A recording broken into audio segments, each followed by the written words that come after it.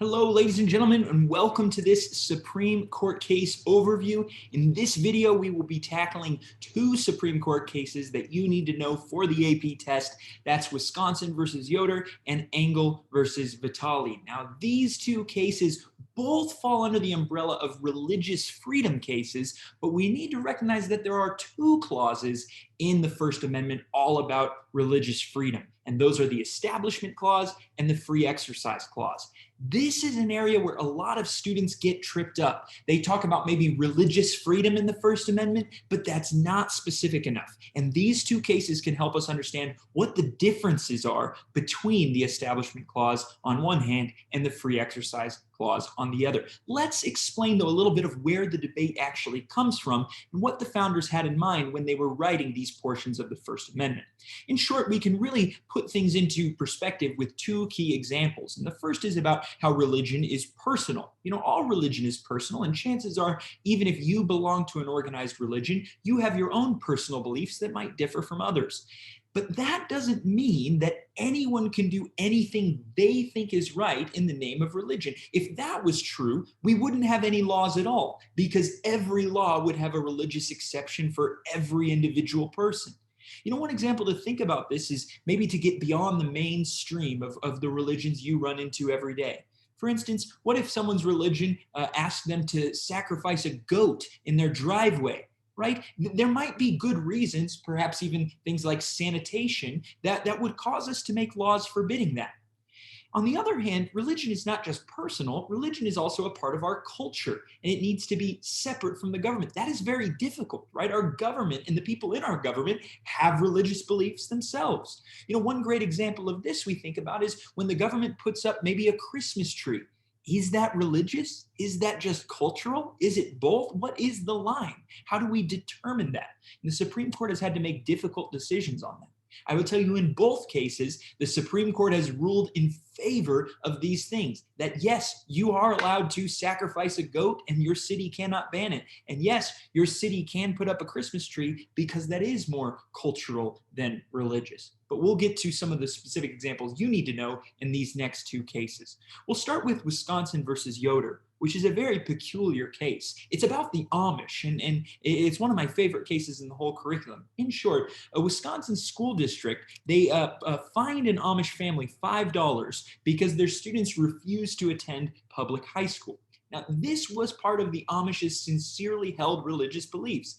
They believed that by sending their students beyond 8th grade, they could be corrupted by the world and they could lose their salvation. This was not just something this family came up with. This was a widely held belief in this New Glarus, Wisconsin Amish community. And so what happened? Well, the Supreme Court ruled in favor of the Amish. They ruled that this $5 fine was unconstitutional. The government cannot force you to violate a sincerely held religious belief. If this religious belief is well documented, that many members of a faith sincerely believe it, then the law should not be targeting that group of people. Now, in this case, you might say, well, that law wasn't targeting them. It required everyone to go to public school, right?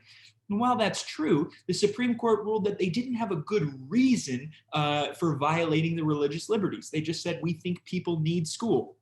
But the Amish said, we'll take care of our kids. We'll make sure that they learn. We'll homeschool them. And would you believe it? This 1971 case actually set the foundation for the allowing of homeschooling in every single state across America. What does that tell us? Well, this tells us that the Free Exercise Clause, right, that the government cannot stop you from freely exercising your religion, is mostly about individual liberty. It's not just about beliefs that maybe the government agrees with. It's actually a protection of your individual beliefs and your community's individual beliefs. The Free Exercise Clause is all about individual liberty. And it's no joke when the government tries to infringe on that liberty. We'll see that again in the next case, Engel versus Vitale. This was a bit earlier and a far more controversial case. This is the one that made national headlines at the time, called for the resignation or impeachment of many Supreme Court justices. What happened? Well, a New York school, they decided, because their school board had put this together, to begin each and every day with a prayer. Now, automatically, you're probably thinking that's an Establishment Clause violation. but you should consider some things about this prayer. This prayer was directed at God, but it did not specify which God. It did not specify Jesus Christ, for instance. So it was a generic prayer.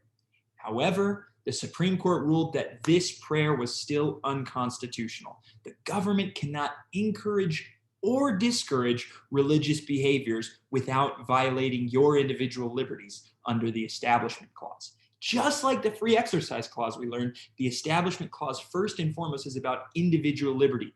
Yes, most of the people at this New York school were Christians, but we're not worried necessarily about most people. We're worried about individuals, protecting the rights of minorities, and those were infringed by this New York school's prayer.